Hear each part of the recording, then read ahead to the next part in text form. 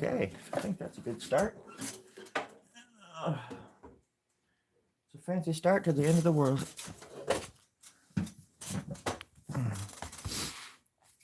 What's everybody doing out there today? Usually when I log on, 2 seconds later, 50,000, 150,000 people are watching. I don't understand. I know it's raining outside, but come on now. Where are my followers at? Jeez. I, just like most of you, love to stare at a blank piece of paper for no reason. Oh, Lord. Oh, Lord. Well, there's two of my babies. Hold on just 1 second now. Mallory was her name. Saying how was her game.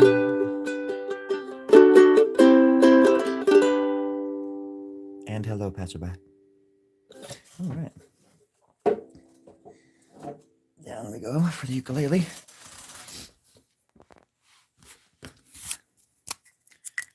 I thought I would start off the day by reciting a little poem that I wrote last night.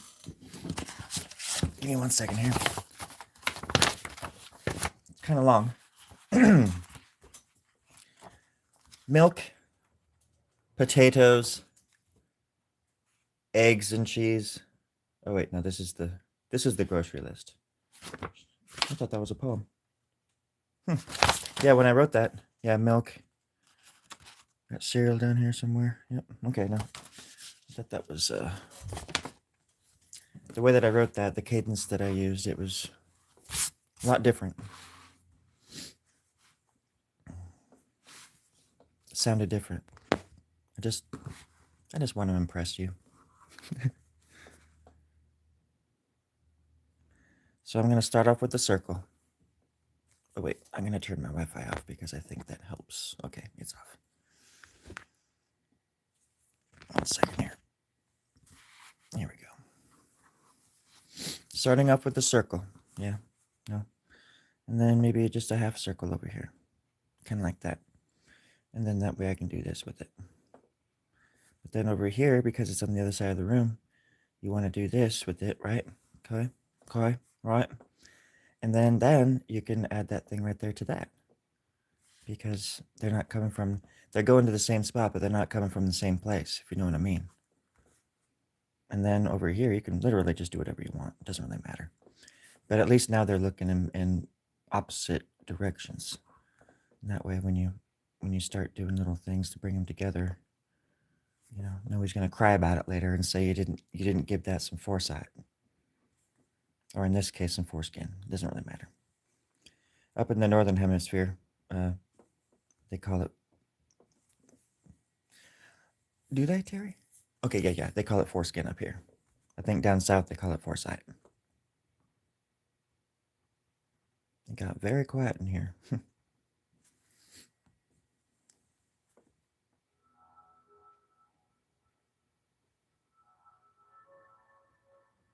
I'll just do that. Let's see if I can. There.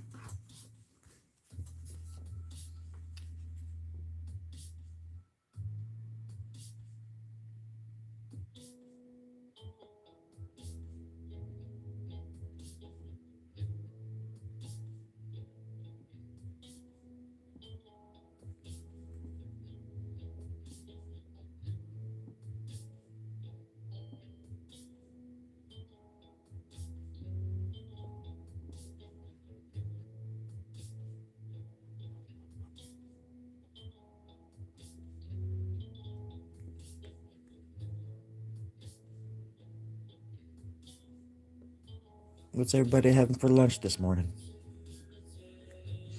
Just curious. I just want a copy.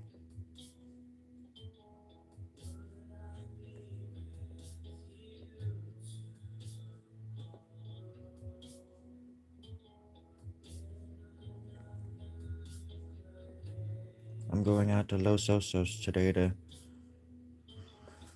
What is it? To do a Oh gosh, an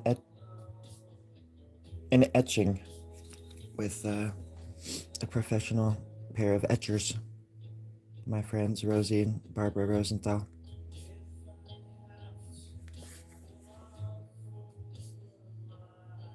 And if there's nobody else out there, they might have another friend out there to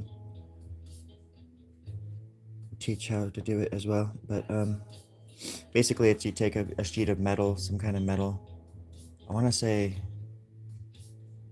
it's the kind that this certain acid will eat. So basically, you get this metal that's kind of soft, and you get like a metal pen. And I have a metal pen, a couple of them. And you scratch into the etching or the metal, and then you put the drawing or whatever the etching into an acid bath, and it corrodes the scratches that you put into it, and it makes them deeper if you want. You can leave the longer it's in there, the deeper the scratches are, like little ravines. And then you take it out and you get a paint, like one of those long paintbrush things, you know, that you like a roller thing. But it's I don't know how long it is, but you get that covered in ink, and then you put it over the plate once it's dry, and then you can make prints from that etching. And I'm gonna learn how to do that today, and hang out with my friends. It's gonna be a nice day.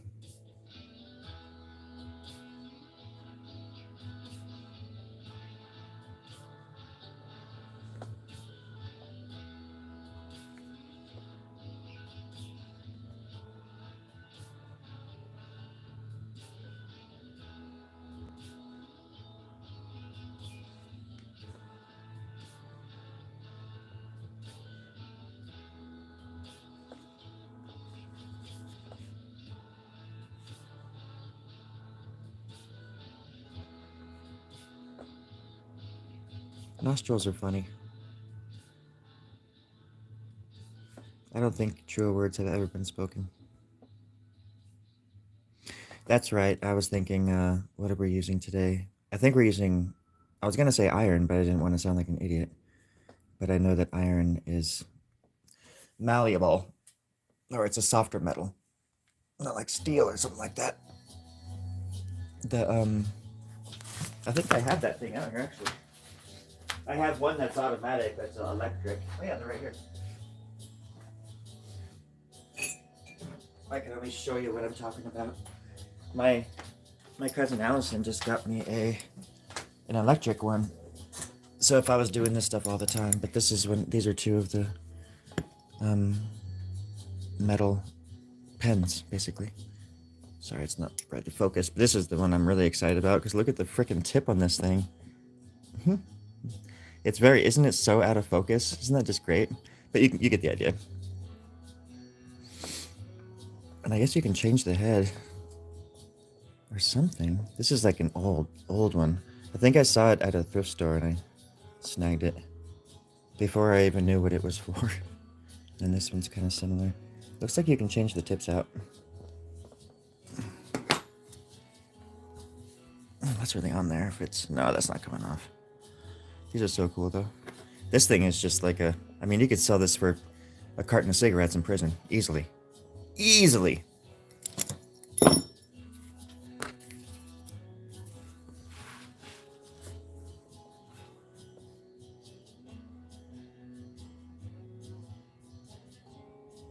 But I have to think of something to draw. So I think I'm just gonna draw a tree with a little duck hanging upside down from it like a little bat. You know, the usual. And there's a nose.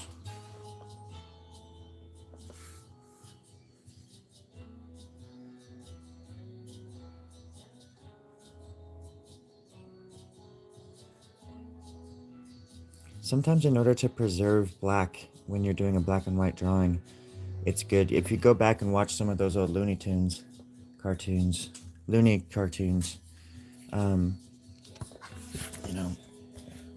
you can, if there's a bunch of, little lines in white and stuff, around a blotch of black, like the eye right there, if you just, on the outside of it, if you just do that little white line right there, you know, after you're done adding more stuff like this to it, and once it's surrounded by everything else, it'll look great. And when you implement that into your world, into your art, you can thank me later. But it retains the shapes of things, and as long as there's a hint, a little teeny hint of something there, your eye will absolutely accept it, which is one of the coolest things about art, you know? It's like, how in the hell does a happy face look like a human face? And how in the hell does, like, you know, this shape, like a heart or whatever, you know? How does that look like a heart? But it is. It's just like the most, symbols are amazing like that in a way. In a way. In humans' eyes, we accept things every day like that for reality, without even like thinking twice about it, because they symbolize other things that are real. But if you look at the things that we use to symbolize reality, it's fucking crazy.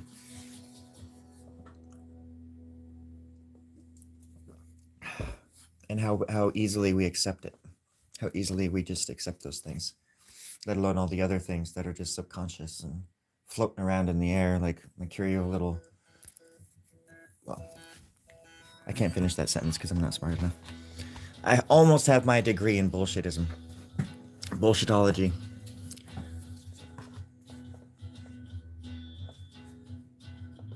Actually, I graduate today.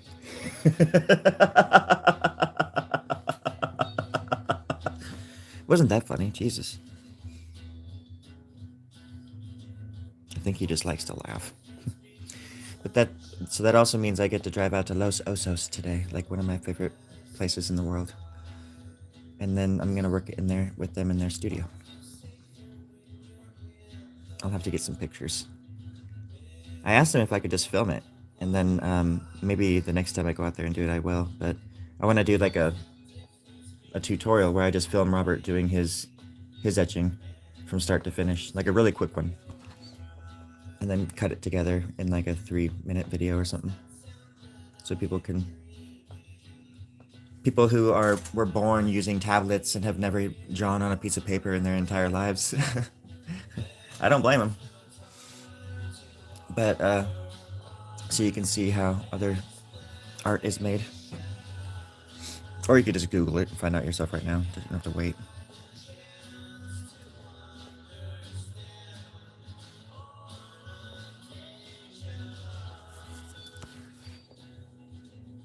Los Osos. I have it right here, actually. I don't know why, but I do. His name is Rosie, but his real name's Robert.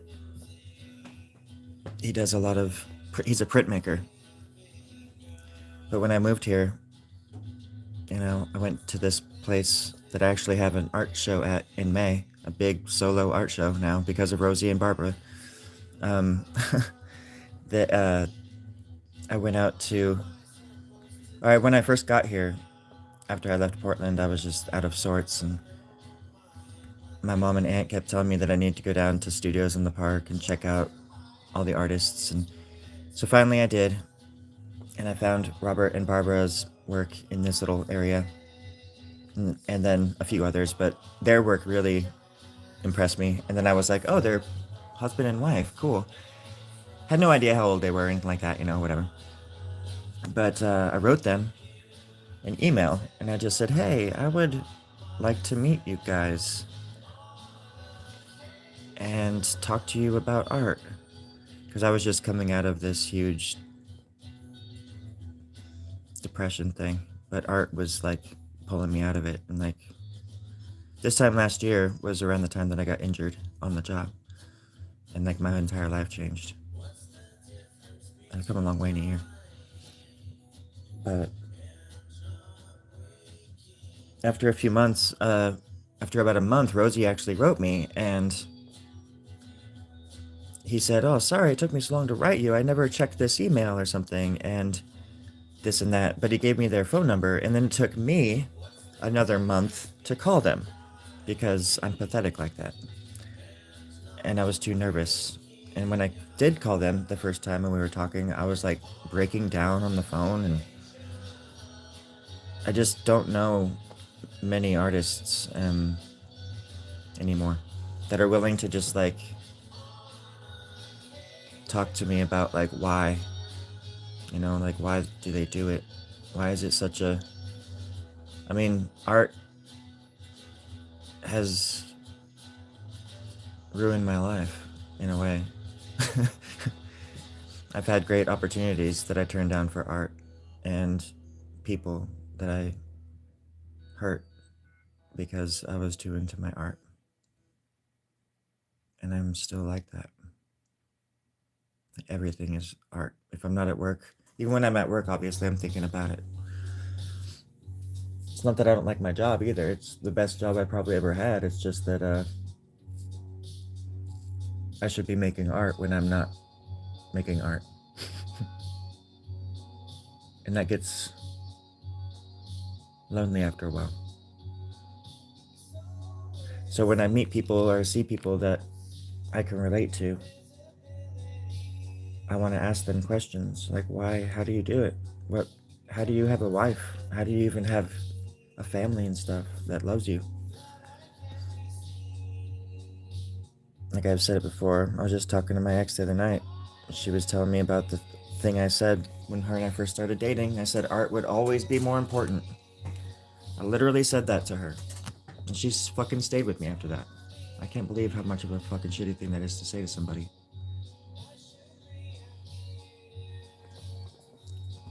And I wasn't being hyperbolic. It's a curse.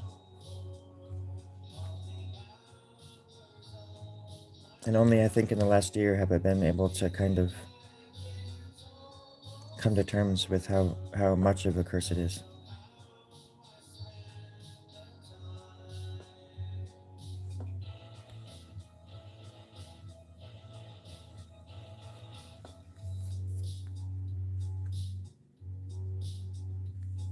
But there's nothing else I'd rather be doing.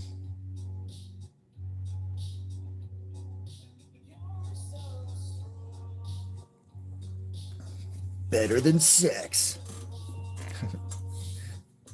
And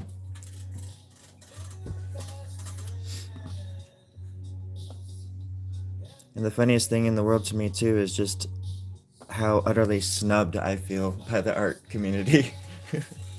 Except for like obviously there's like great things that happen every once in a while, but Rosie and Barbara, I never would have thought that they would have shown my work at the place I'm going to be showing it at, because it's very adult oriented stuff, and they're open to the public. Like they have children's classes there and stuff, and my art's just going to be displayed, and it's pretty. The stuff that I'm showing is my illustrations that changed me from the inside out.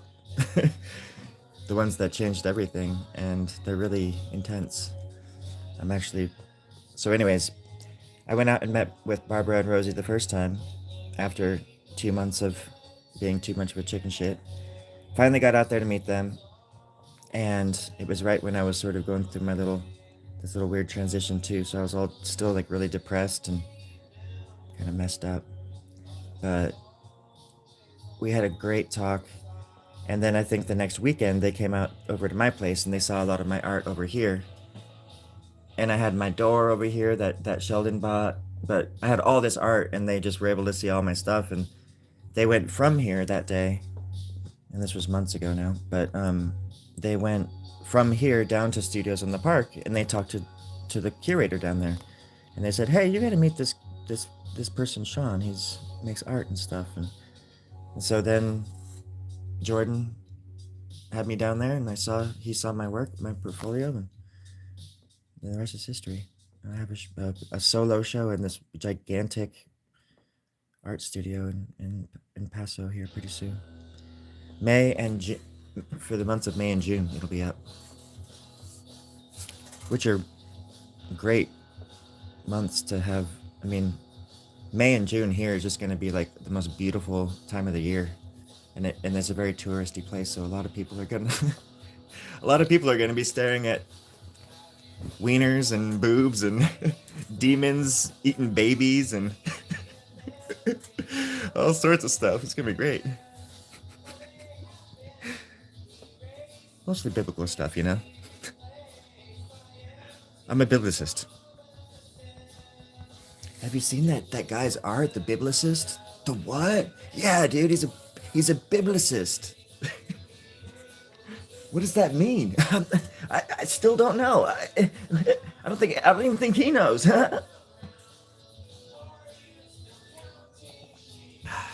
Who cares? Let's just draw. Yeah.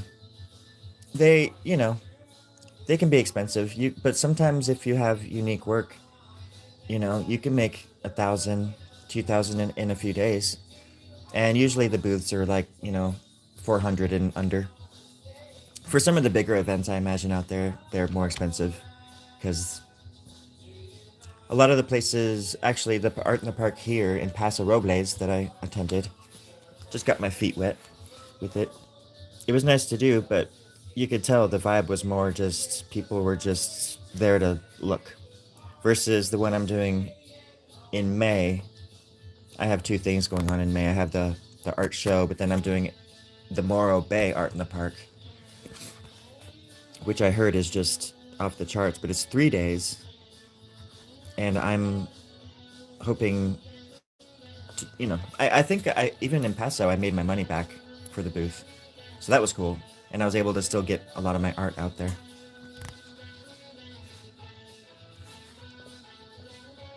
But it's not cheap, because then you also have to have like a tent, or a canopy, or whatever you call it. And it has to be a certain color and a certain size, depending on what you're, doing. And those things are surprisingly not too expensive. Mine wasn't super expensive, but it's cool. I'm happy to do the one in May, actually, in Morro Bay. Anyways, sorry, I'm just talking.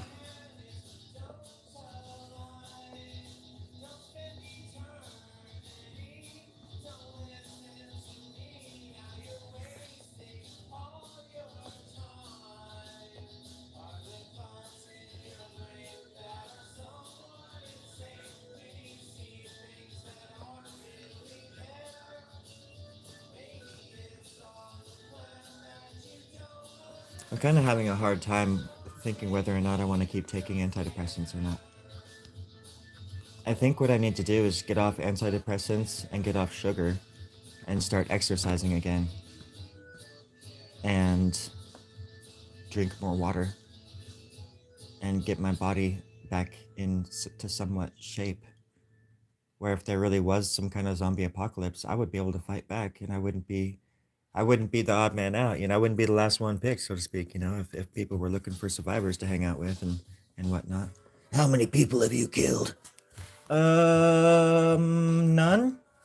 How many walkers have you killed? None. Why? None. Welcome to the club, boy. I imagine that's how it would work.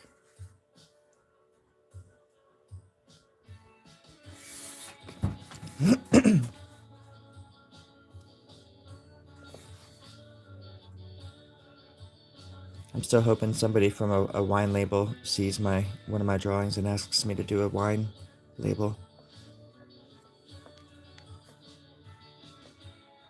The mural too. I was gonna go work on that this morning, but I have to go over to Rosie and I could have just gone from there though. I still can. I can go out to work on the mural for a little bit and then just go out to Rosie and Barbara's. It's on the way anyways. I think I'm gonna do that here in a minute. Hugo! Good night, people? Are you going to bed, or are you just saying like good evening? Is that just your way of saying, hello everybody, good evening, how's the night been? Good night, right? Is it good night? Something like that. That's how I imagine you speak. Yeah. To be honest, Passer, I did that a while ago, a long time ago in Portland. like, what was it? I was dating this girl for like a day. And she just like dropped all these like truth bombs on me and stuff where I was just like, oh, she just threw a mirror up in front of me and just like listed off all these things that were like wrong with me and red flags, she said. I'm just like, whoa. And it really was just like a punch in the gut. And at first I got all offended and got all defensive and stuff. Not really against her. I just, in my own room when she was gone, I was just like, man, whatever. She doesn't know. Blah, blah, blah. And then I was like, wait a second though. Like, no, no, she's right about this and that. And just like passive aggressive things that I do that are hard to admit that you do, you know? Like these games that you play in order to like make it seem like you're not the guilty one in certain situations or something, right? And I kind of actually got over it and I was like, whoa, she was right. But then I lost my appetite. And at this point, I was eating M&Ms all the time. I was eating candy because I stopped drinking, so I have to compensate with stuff, And I quit drinking a long time ago, by the way. But after I quit drinking, I started smoking a lot more weed and eating candy, like like a fucking like a hungry hippo or something like that, like all that kind of stuff. And anyways, she didn't like I didn't know her well enough for her to break my heart, but it was just that my heart was like already teetering, and when she said that stuff, it was just like, and now your heart is over the edge, like, and it wasn't her, it was just the final straw kind of thing, and I couldn't eat and I couldn't sleep for like 4 days, and so in order to sleep, and my back was killing me, I remember. So I would get up in the middle of the night at like midnight and get up and do push-ups and sit-ups to like wear myself out, so I could go back to sleep. But I would also stretch, and I wouldn't be eating. And then after about a week of doing this, and I was eating this here and there kind of stuff, but I just had like no appetite.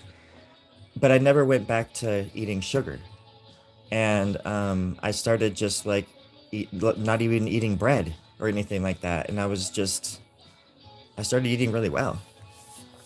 For that week, whatever I was eating, it was like good stuff. And then I started noticing a change in my body, and I noticed like hair that was like growing in. No, I was playing. My body was changing. Um, no, I mean I noticed that like I was slimmer and I felt better and I looked better, and I just kept at it, and I kept at it for like months. And so and then hurt me and the girl that had like hurt my feelings or thrown the mirror up in front of me, we kept dating, and then she's the one eventually that was like, oh, you should just have some candy, don't worry about it. And she totally got me back into eating candy, but I was too weak to resist. But for a while, for about 5 months, and I think it was in 2022. Yeah, I think it was 2022. I maybe it was 2021, who cares, back there somewhere, I was really fit. And I wasn't taking antidepressants, and I felt really good, and I was super confident and super um, happy. Yeah. So I guess I agree. I agree with you. Pretty, pretty much. But I'm the one that planted the seed where the tree grew. So whenever people do that, it's easy. It's easy to get angry. But obviously, if the mirror's there for a reason, it's like, oh yeah, that's right. I'm angry at myself. Oh, I gotta plug my phone in. Son of a gun. Later, Hugo. Later, Hugo. He really was leaving. Okay. Make like a tree and Hugo.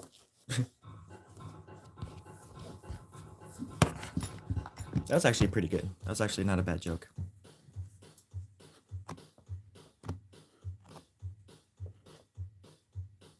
Not wait, huh? You know, I know what I'm talking about.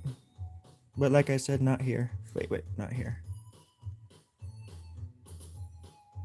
Good to see you here again.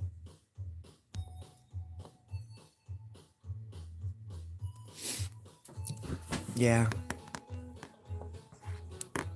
I guess this time around, I even got on a stronger kind of the antidepressant that I was on last time, like a lot, more dosage or something. And the first week I was on it, this is very recent. This is like 3 weeks ago. Um, the first week was just I was high as a kite. I mean, it's crazy for that first week as your body is adjusting to it. But then right after I started adjusting to it, my ex, who I was telling you guys about, she wrote me and she was like telling me that she's getting off hers. And I'm like, wait, you were the one that was telling me to get on mine. I mean, over the course of our relationship, she would always be like, have you ever thought about antidepressants? And but yeah, no, she's getting off hers, which I'm totally, I don't, whatever people want to do, I don't give a shit. I'm never going to tell people to get off of them or get on them or whatever. I mean, if they ask for my advice, that's one thing, but I would never be like, no, you need to, no, no. But I know, I also know what I need to do, Pastor. And there's things I need to do, but it's just like I throw up these false walls in front of myself just so I can hide behind them a little bit longer. Because I remember when I came out and I was just like exercising like crazy, and I was doing it like 2 times a day. I'd go home and up my room and I had a yoga mat and I would just stretch and exercise, and my legs, I lived in an attic up there in Portland, and it was summertime and it was hot as balls up in this attic. So I was sweating too. It was like a little sweat lodge up there and stuff. But I remember one time I remember noticing how much my legs had become. I have really strong legs. I'm like a goddamn donkey or something. But my legs are super strong anyways. So like whenever I do exercises with them, they're just jacked. Like I remember walking, I was like a kangaroo jack. Walking up the stairs of an attic, they're really steep in this old house in Portland, and I remember my legs, and I was just like, oh man, these stairs are steep, but my legs were just like carrying me up, like no problem. I was like, whoa, cool. My legs are just carrying me like a little baby up these steps. That's when I noticed, like, oh yeah, this is cool. Anyways, I think that was actually when I started having a lot more like being so stop. I stopped being so self-conscious about my body too, because I've always been self-conscious about my weight and like the way I look and who I am and what I smell like and what I look like and what I eat, what I think about, and all these mice that are like watching me from the corner of the room. What are you guys doing over there? I don't have any more. No, that was just the other day I was giving you cheeses. God, I gave them cheese from Guatemala, and then they come back and they bring their entire family.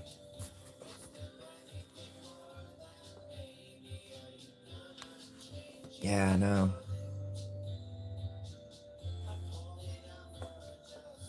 It's hard being an addict, I'll tell you that much. I live with my aunt, and she always has sweets. And I still smoke, uh, you know, a lot of stuff from time to time. And that's just like the last thing I need to kick. I need to get off of it and get into my head even more. I've been having really intense dreams. I've been trying to focus on happy coincidences, synchronicities that have been happening. I got rid of my Instagram account. And I got rid of my Facebook account. And like I can't tell you how much better that makes me feel. That I don't have to do this thing where like the egotistical part of my ego is always just like, what are people thinking about me? Oh, what do they think about me? Did anybody think about me? It's just it's the most horrible thing that you can do to yourself. Like this podcast I've been listening to, this gentleman Eric, he talks, Eric Godsey, he talks about that kind of stuff. And he's like, if you don't know how to use social media, it'll eat you alive. It'll absolutely eat you alive. And it's true. YouTube's different because I can do this. It's like video, and I can share pictures, but it's not like a sob story, you know? Plus, I don't go around YouTube and look at other stuff like my channel. So it's not like a social, it is a social thing, but it's not like a Facebook, Instagram to me.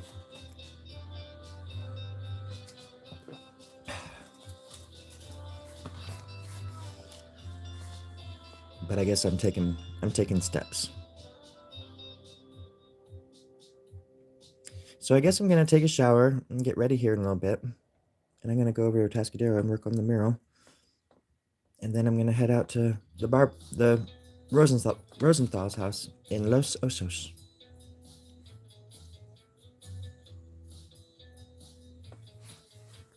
I do not.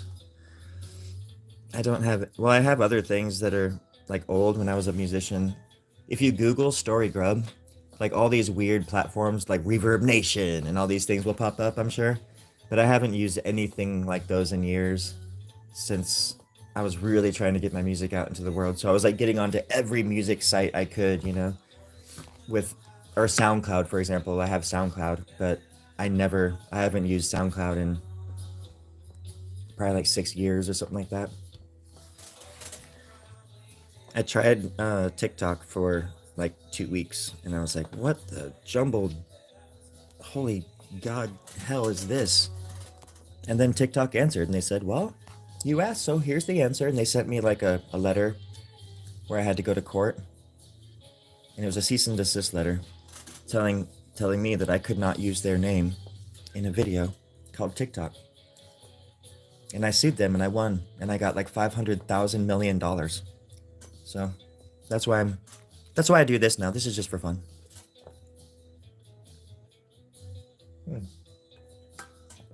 See, that's the thing, Pastor. I don't even know what it is. I just thought it was somewhere where you go where musicians play like chords and people diss them. Like they're like, stupid chord. You know what I mean?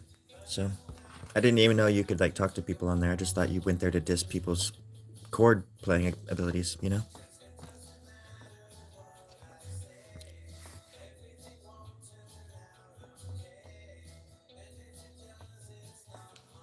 Hey, French.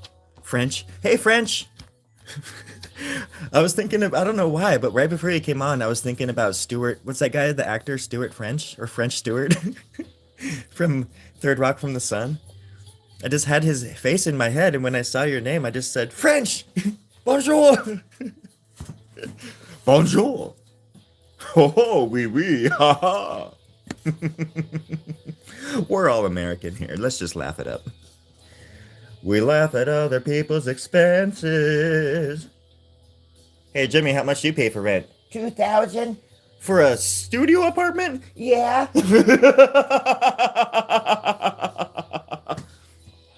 You're mean. I know.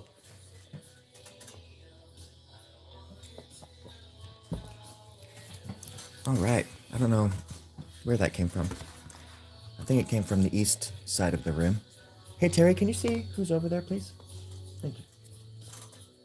Yeah, there's a silhouette or something over there. Somebody's just in the dark. Yeah. Can you shine a light over there, please? At least. No, not that one. This is the light that I need for... Damn it, Terry. When you don't talk, people assume that you're just not even real. You know that, right? Now he's using sign language. Son of a bitch.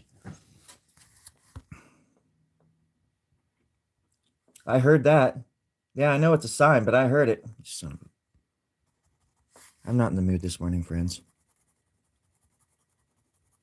We got another shipment of strawberry milk in those perfect little pint and a half cartons that they sell up here. And well, I'm sorry, but I've had enough strawberry milk to last. Well, how long have I been up here? 139 years now. And well, I want chocolate. I think that would help me too, Pastor. If I could just get some chocolate milk, all the chemicals in my whole body would just even out. And I might even be able to get back home. Oh, excuse me. I just burped. Did you hear that, French? Thank you. Thank you. I don't know if like sometimes I'm worried that if I say something like really weird and sarcastic and unreal, because I don't know if you remember when you do videos, when you put them out there, it says something. You can get a strike for it being like a misleading video title or something. 'Cause that's what they did when they gave me when they accidentally pulled my channel, and then 3 hours later we're like, "Oops, sorry, our bad. Our mistake." Still can't believe how much that scared me. I was like devastated. I was in the middle of making a video for YouTube, and then they pulled my channel, and then later on brought it back and said that it wasn't, like it wasn't my channel, that they meant to do that too. And I was like, what? Give me 5,000 subscribers right now just for that. Here you go, sir. That's Captain Sir to you. Sorry. I forget what is the stream title. Is it my first drawing? That would be funny if it was something like that. And I could just do, it would just be like my first drawing with a steel pen. Yeah. Boom, boom, boom, boom, boom. Boom, boom, boom, boom. Yeah, and then you see all the scratches in it? You can't really see it, but then when you do this, my first drawing, you can do that. And then you can see the drawing that I put down for you. It's a happy face. I don't know why or how, or if it is, but it is. Big old fat, ugly happy face right there. Oh, that's right. My big first drawing of the day. Everybody come and look. This is what I'm gonna look like by the end of the day.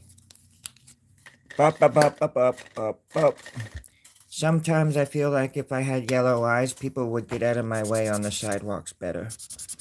Instead of, you know how they do that thing where they just spread themselves across the sidewalk and they're walking towards you and none of them move, so you have to get against the wall and the brick, and it's raining and there's mossy rain coming down on the wall and bird poop getting all over your shoulder, and they don't even look at you or acknowledge you, so you say, "Thank you," and all of them turn around and just start laughing at you. Well, I'll tell you what, it's not fun. It's happened to me 14 times in one afternoon. It sounds like it's fun because, I mean, if it's happened to me that many times, you would think that I would have been having fun with it, but it's not true. Thank you. It's beautiful. It's coming together. Here we go. Little blue head. That's not racist, is it? I don't think we've ever had race relations with blue-head Martian people from the other side of the universe. That's right, there's Martian people on the other side of the universe. Where do you think Mars came from? Sometimes you gotta think outside the box. That's why I go 24-hour Jack in the Box, just down the street. The drive-thru is always open. Come on, you stupid little thing. There we go. Hold on, everybody. We're getting there. We're getting there. Now we're really cooking. Please don't fight. Please don't fight. It looks how I feel. Something like that. Right? And then the little head thing. Ears. Like that. She has hair like I do. There we go. He just wants to go somewhere and sleep. He's tired just like the rest of us. Everybody needs a home. Everybody needs a home. Where the home is, the buffalo roam. Has everybody ever heard that song? It's really cool. Let's get some teeth in there. Here we go. I think a lot of people are like afraid to comment because like you guys are just my moderators are just I wonder if like sometimes people are like, what should I say? Sometimes people want to like talk shit, but they're like, well, there's a bunch of moderators right there. I can't really. How am I gonna say something without saying something? Ah! I want to say something. It's okay, folks. I get it. I'll tell you what you're feeling if you want me to. I do that for everybody around me all the time without them knowing it anyway. It's how I get through the day. Gotta be handed with the steel, earn to keep, if you know what I mean. Regulators, mount up. I mean, I like purple.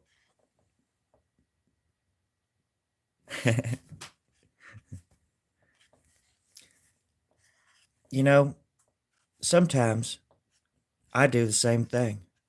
And you know what I found out? That happiness truly is a warm gun. Golly gosh darn dang. Dolly Parton for president, everybody. Dolly Parton for president. That's what I said just now. I said it loud and I said it proud. It's 4 in the morning and everybody's trying to sleep. Sorry. There's people watching me from outside, looking in the window right now. Please go away. I don't want any. They're freaking me out and I've gotta go inside and get my buckshot pistol now. I also got a sword.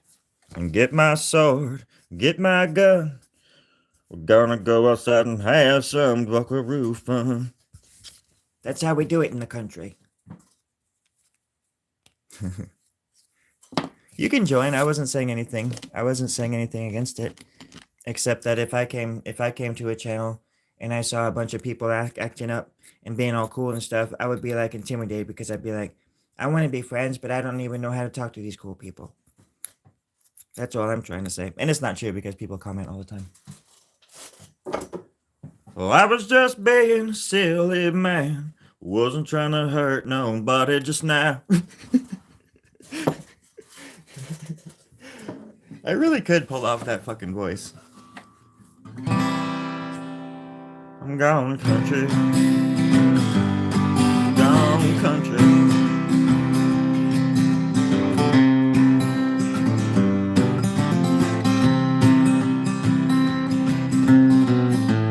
In the country, it's very country fire.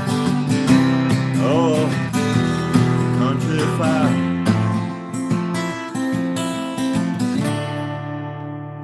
Well, that's the wrong note. I didn't mean to hit it just now.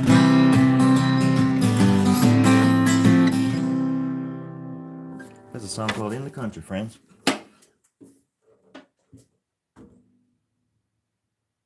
When you say that, which country are you talking about? Oh, I don't know. Who cares, right?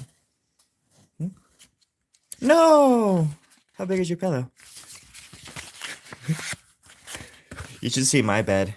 I mean, not really, but it's nothing but pillows. It's like a harem of pillows, really. That would be a good name for a pillow company. The harem. Wait. A harem is a gaggle of geese, right? From the Middle East. I'm pretty sure. That's where they wrote that song. That's why like Dire Straits wrote that one song, Sultans of Swing, I think. Isn't that right, Kitty Cat? She just gave me the finger. I think that means I'm on the right track anyways. All right.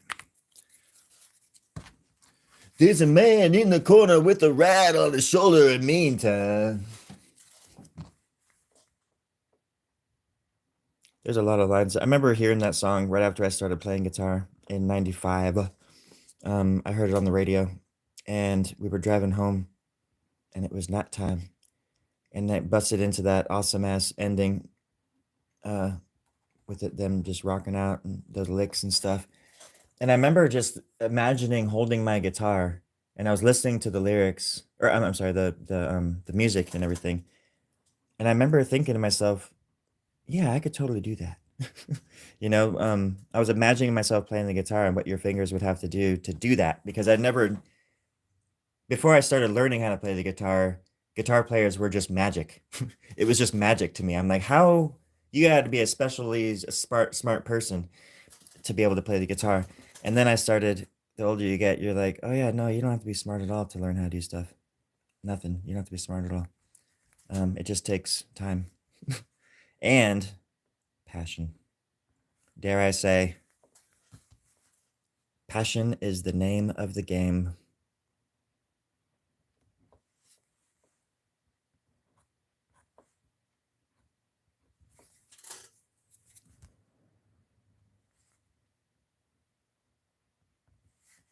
And I guess too, when I was talking about the Rosenthals earlier, and having all these questions for other artists and things, because it's just all I ever want to do and all I ever think about is art. Making it, looking at it, whatever. Making love to it, all that shit. I just want to ask other artists, like I don't know very many artists that just don't ever do anything else besides it. Um, the only time I'm not making art or thinking about it is when I'm standing next to the ocean. But it's like the only thing that quiets my mind. But other people have friends, they play video games, they go dancing. And that's something too that Andrea pointed out to me the other night when we were talking. She said that, you know, I don't have anybody, I don't have friends that I just go and do things with.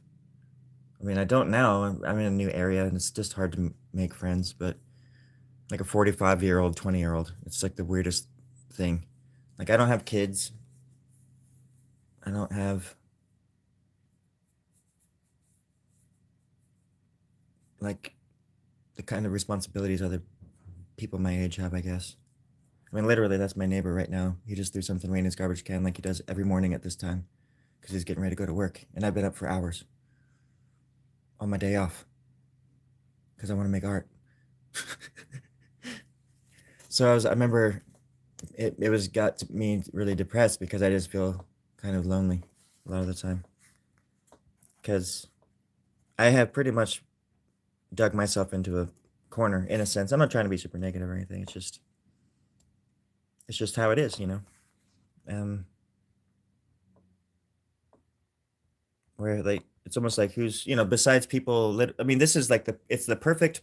That's why this is the perfect platform for somebody like me too, because people love it or hate it will come here, and this is exactly what that burning passion is for, to draw in front of people too. I mean, I love it, and it's gotten a lot easier, and I've learned a lot by just being out here and being silly and weird and honest with you guys in one way, one way or another.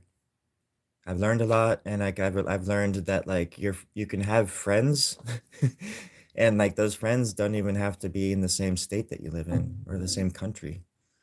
And I've always known that, but it's just nice in a time when I was going through some really, really, and still am, but during a time when I was going through like some severe bouts, like people on YouTube would come on and hang out with me and cheer me up.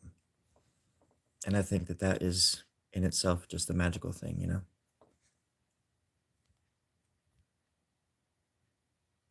And I think that's why I look forward to coming on here so much, not just to show off or to be a badass, or I don't know, be some kind of fucking awesome show off badass person or something, mostly, but just to see who's gonna come on and chat, or just like you were saying, Passer. People just will come on and just not say anything for a long time, and they'll be like, I mean, I never get more than 20 people or something like that, you know. But there's people that just sit there and watch, and to me, it's such a flattering, cool thing that, like I've said before, that people even want to hang out, let alone engage with me. So whenever I'm complaining, just know that that kind of stuff doesn't go unappreciated. Yeah, I think so, Joe. I think so. And it, I mean, I have like best friends in the world that don't even talk to me anymore, but they still, everyone, when they do talk to me, they're like, and again, I'm not trying to rub them the wrong way. I'm the same way. I'm the same way sometimes. I don't want to see people sometimes, or I know we were friends a long time ago and now we're not friends anymore, and that's okay. I still love them. They mean a lot to me, but I had to learn just to put that shit away, especially once my friends all started having kids and lives, like wives and stuff.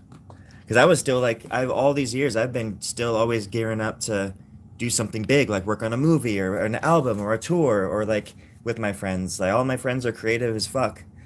And all these years I was like prepping myself to be a part of something like that, and it just never happened.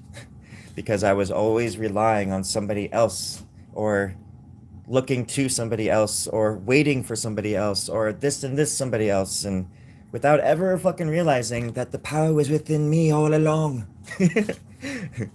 The power. I had the power. And I didn't use it while I had it for the right ways. And then I just ended up destroying Metropolis. And Zack Snyder and I just ruined it. So, lo siento, friends. Meow Master. I beg to differ. I beg to differ. What's that? Did you just see that? Somebody just came on. They're called Meow Master. Oh, really? Yeah, check it out. Oh my god. Oh my gosh, you're not even joking. French. French fries. Trying to get her life back together? Cool. I mean, you know what I mean. You know what I mean. Holy shit. 8 people are watching, everybody. Take a drink. Take a drink. Mm-hmm. Oh, that coffee is still very, very, very, very hot. It just made it down to my stomach. Ow, it burns. Oh, I want some more. Oh, that's some good shit. If anybody has some good shit, just drink it. I mean, not coffee or something like that. I mean, this isn't that kind of channel.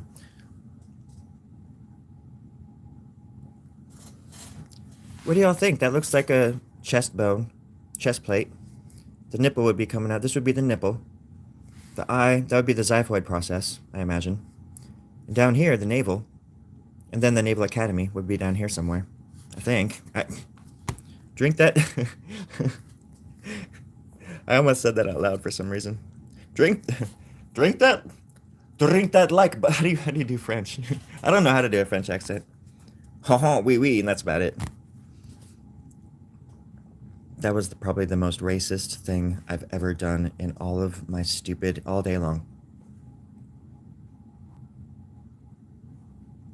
Canadian French. Oh, I need to work on that accent. I don't know. You just got to do like that. Just got to talk like that when you just speak normal Americanized English. Dong dang. Just go, French, And that's French right there. You just go there and you just grunt and you snort and you get everything you want. Free healthcare and all that shit, them lazy bastards. They even took our French fries. Wait, French fries? I just saw something about French. It's awfully addicting to read. I've actually been, there's a podcast that I listen to. I don't listen to many things or read books, and I don't watch very many things. I wish Gecko was around because I would tell him that I started watching that show that he said I should watch. and I thought it was pretty funny. But I just can't watch stuff like I can watch a movie or something, but I can't watch series. I can't play long video. I haven't played a video game in years, actually. I can't remember the last time I played a video game. Probably 2022, maybe? Yeah. I have Left 4 Dead 1 and Left 4 Dead 2, and I have an Xbox. And I haven't... Those are the only games I played forever. And I don't even play them anymore. Because I don't... If I'm sitting down and I'm drawing... I'm sorry, see? That's... If I'm sitting down and I'm playing video games, that's all it... It's like, I'm just... It eats me alive. I can't sit there. Even for like an hour. It's insane. Maybe that should just be something I do. Like for an hour a day, just go in there and play Left 4 Dead, you know? Or a campaign or something, you know? Like as therapy or something, just to kind of feel like some kind of a human being again. Well, because it is crazy because I was just gonna say I started listening to this podcast called Third Eye Drops. I think his name's Michael Phillips, and he always has this dude on named Eric Godsey, and Eric's like a really intense dude, and they're super Jungian minded gentlemen, and they're very, very, very intelligent, and they talk about synchronicity and the Red Book and all this stuff that just is way over my head. Um,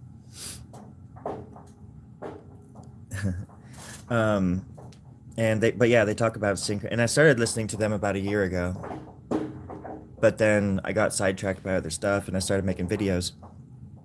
But when I was making my art, I was listening to them a lot. And they just talk about stuff that's just right up my alley. And the way I see the world and the way the world can come to you once you are ready for it to. Once you open your eyes, you know, in a certain way and just open your heart to the world, magical things do start happening. And I know that's the case. And I still run from it sometimes, and I still self-sabotage, and I still do all these crazy things to, like, stay in my little hermit crab, whatever, shell that I'm taking on for that day. Whether it's clothing or an attitude or a dream that I'm taking with me that I had that stays with me all day long, like the feeling from that dream. And how important dreams really are, you know?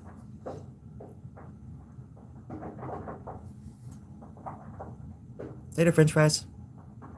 Thanks for the book. What's the word I'm looking for? But thank you for mentioning that book. Appreciate that. Trying to make more time in my life for that kind of stuff too. Recommendations.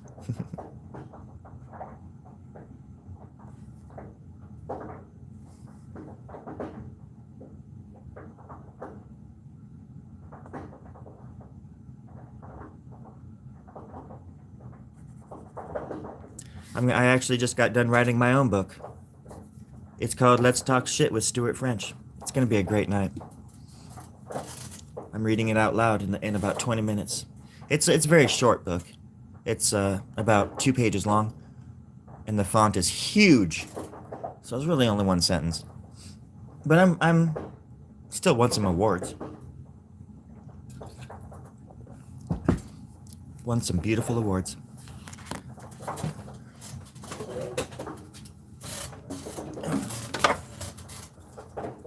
You can say that again, Therma. Oh. Therma.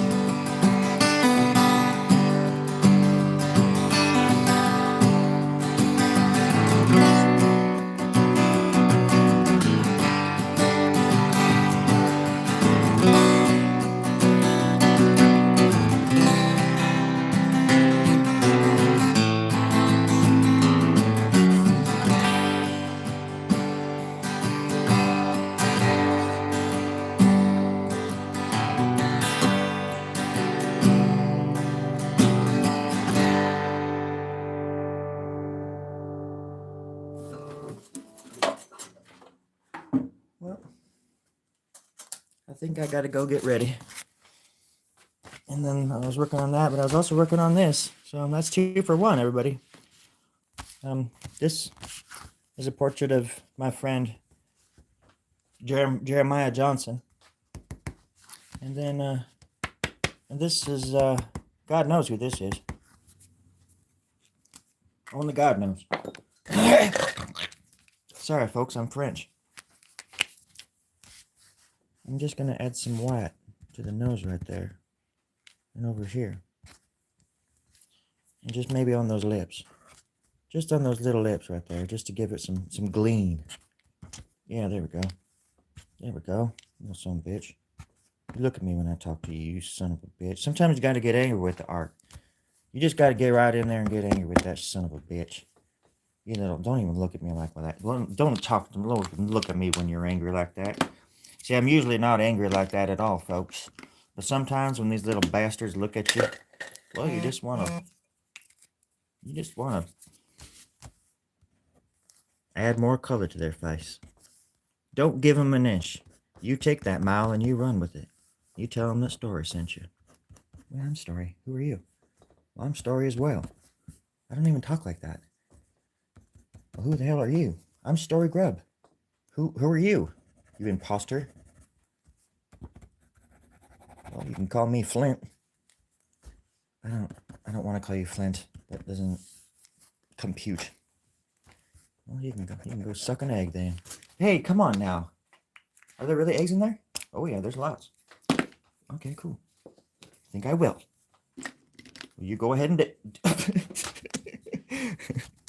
bit. Here we go. I had to finish him up for y'all, just so you know.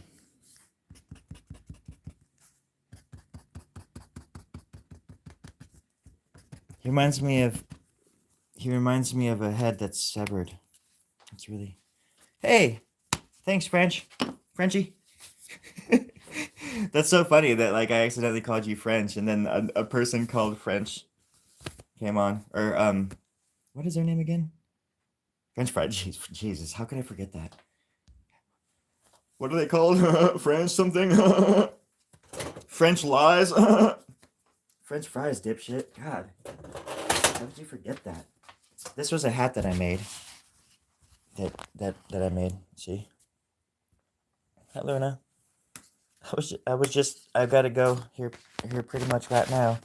But that's a hat that I made. See that? Isn't that neat? I think the little kids are gonna love it. Little Mickey Mouse kids. French fries. But yeah, I'm gonna go work on my mural. And then I'm gonna go out and meet the Rosenthals and make some art. So I'll get some pictures and I'll take some names. I'm gonna bring my list out there and try to really diminish the artist population out there, because competition is a thing and I need all the help I can get. So first thing you gotta do is get rid of the competition, and then you can move on to bigger and better things. Ain't that the truth? Y'all be good out there now. And I will see you soon. It was good to see you, Joel. Good to see you, Pastor. Bye, Luna. Y'all have a wonderful day. Thanks to everybody else for hanging out. I do appreciate it very much. Watch out behind you. Made you snark.